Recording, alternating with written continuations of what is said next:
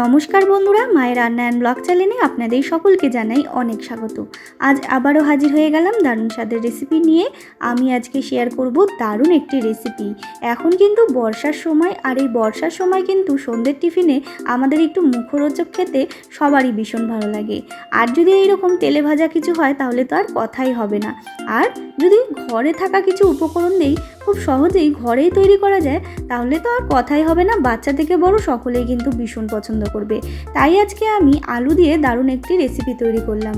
আমার আজকের recipe potato বল। এইভাবে পটেটো বলটা রান্না করলে কিন্তু বাচ্চা থেকে বড় সকলেই ভীষণ পছন্দ করবে, আর একটা দুটো খেলে কিন্তু পেটটাও ভরে যাবে, এতটাই টেস্টি হয়। তো চলুন বন্ধুরা, কিভাবে তৈরি করেছি ঝটপট করে দেখে নেওয়া যাক। তার আগে যারা এখনও চ্যানেলটাকে সাবস্ক্রাইব করেননি তারা কিন্তু অবশ্যই চ্যানেলটাকে সাবস্ক্রাইব করে পাশে থাকা বেল আইকনটা অবশ্যই কিন্তু ক্লিক করে রাখবেন। তো প্রথমেই আমি এখানে দুটো মতো আলু সেদ্ধ করে নিয়েছি। তো দেখুন, আলুটা সেদ্ধ করে ভালো মতো মেখে রেখেছি, চটকে রেখেছি। এরপরে এখানে দিয়ে দিলাম গাজর কুচি, দিয়ে দিলাম ক্যাপসিকাম কুচি। এখানে কিন্তু অনেক রকম ভেজিটেবলসও আপনারা অ্যাড করতে পারেন। এখানে দিয়ে দিলাম আমি ধনেপাতা কুচি আর রসুন বাটা, দিয়ে দিলাম পেঁয়াজ কুচি। এরপর দিয়ে দিচ্ছি কাঁচা লঙ্কা কুচি ঝাল অনুযায়ী।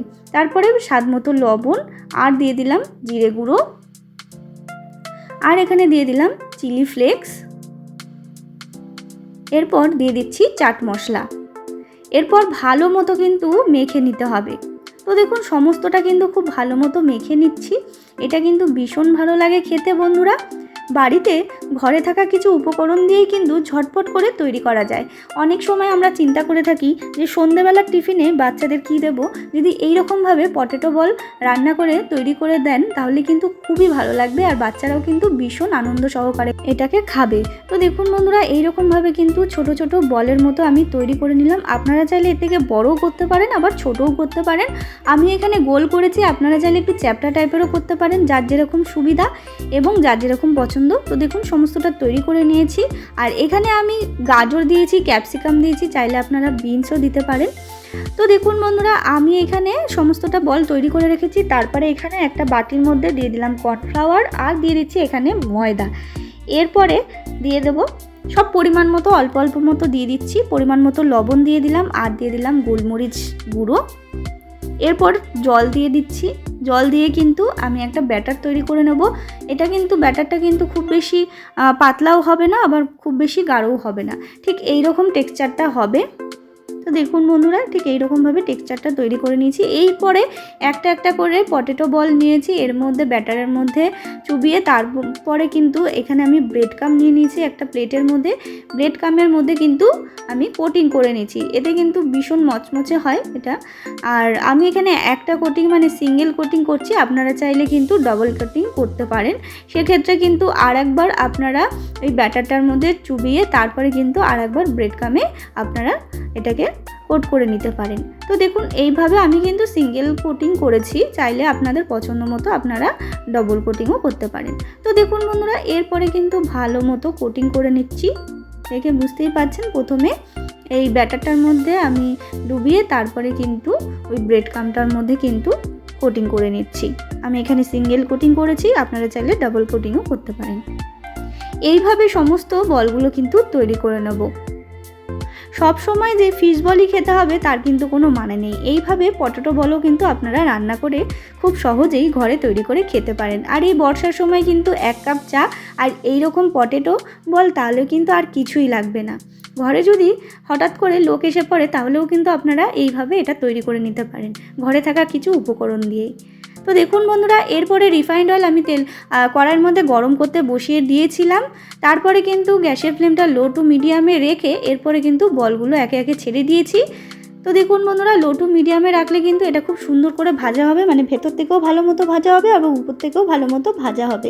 এটা কিন্তু ভাজতে খুব বেশি সময় লাগবে না, যেহেতু আলুটা সমস্ত সেদ্ধ করাই, তার জন্য।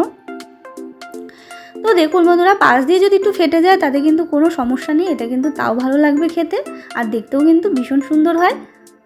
তো দেখুন বন্ধুরা, লাল লাল করে তারপরে গ্যাসের ফ্লেমটা একটু বাড়িয়ে লাল লাল করে কিন্তু ভেজে তুলে রাখছি তেল ছেঁকে। তো দেখুন বন্ধুরা, এইভাবেই কিন্তু সমস্ত পটেটো বলগুলো তৈরি করে নেব। আমরা কিন্তু অনেক সময় কোনো অনুষ্ঠান বাড়িতে ফিশ বল খেয়ে থাকি। তবে এইভাবে পটেটো বল কিন্তু অনেকেই হয়তো খাননি এর আগে।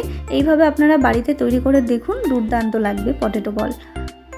তো দেখুন বন্ধুরা, আর আপনারা নিরামিষের দিনেও কিন্তু এটা তৈরি করতে পারেন। সেক্ষেত্রে কিন্তু রসুন বাটাটা আর পেঁয়াজ কুচিটা দেবেন না, তাহলেই কিন্তু এটা নিরামিষভাবেও তৈরি হয়ে যায়। তো দেখুন বন্ধুরা, এতটা সুন্দর করে কিন্তু আমি গ্যাসের ফ্লেমটাকে লো টু মিডিয়ামে রেখে খুব সুন্দর করে এটা ভেজে নিচ্ছি। দেখে বুঝতেই পারছেন বন্ধুরা কতটা সুন্দর করে এটা ভাজা হয়ে গেছে। আর যেহেতু এটা আগে থেকেই আলুটা সেদ্ধ করা, তার জন্য কিন্তু খুব বেশি সময় লাগবে না এটা ভাজতে।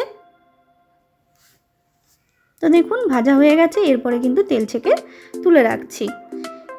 ঠিক সেম প্রসেসেই সমস্ত বলগুলো ভেজে নিয়েছি। এরপরে কিন্তু সার্ভিংয়ের পালা। এইভাবে কিন্তু সার্ভিংটা করলে বাচ্চারা ভীষণই পছন্দ করবে। যদি এরকম টমেটো সসের সাথে সার্ভিং করা যায় তাহলে কিন্তু আর কিছুই লাগবে না। তো দেখুন বন্ধুরা, আমি কিন্তু সার্ভিংটা করে দিচ্ছি। এই রকম বৃষ্টির মধ্যে কিন্তু সন্ধ্যাবেলা যদি এইরকম একটা স্ন্যাক্সের রেসিপি পাওয়া যায় তাহলে কিন্তু আর কিছুই লাগবে না। এটা কিন্তু একদম ঘরোয়া উপকরণ দিয়ে তৈরি। তারপরে আমি একটা করে টুথপিক এর মধ্যে গেঁথে দিচ্ছি, এতে কিন্তু এটা খেতে ভীষণ সুবিধা হবে। তো দেখুন বন্ধুরা কতটা সুন্দর লাগছে। তো বন্ধুরা, আমার আজকের এই রেসিপি আপনাদের কেমন লাগলো অবশ্যই কমেন্টে জানাতে কিন্তু একেবারে ভুলবেন না। ভালো লাগলে অবশ্যই একটা লাইক করবেন, শেয়ার করবেন, আর বাড়িতে কিন্তু একবার হলেও এটা ট্রাই করে দেখবেন, ভীষণই ভালো লাগবে। একবার বানালে কিন্তু বারবার খেতে মন চাইবে, এতটাই সুস্বাদু হয়। যদি কিছু ভালো লেগে থাকে তাহলে অবশ্যই একটা লাইক করবেন। আর যারা এখনও চ্যানেলটাকে সাবস্ক্রাইব করেননি তারা কিন্তু অবশ্যই চ্যানেলটাকে সাবস্ক্রাইব করে আমার পাশে থাকবেন নিত্য নতুন ভিডিও দেখার জন্য। আবারও হাজির হয়ে যাব নতুন কোনো রেসিপির সাথে। ততক্ষণের জন্য ভালো থাকবেন। ধন্যবাদ।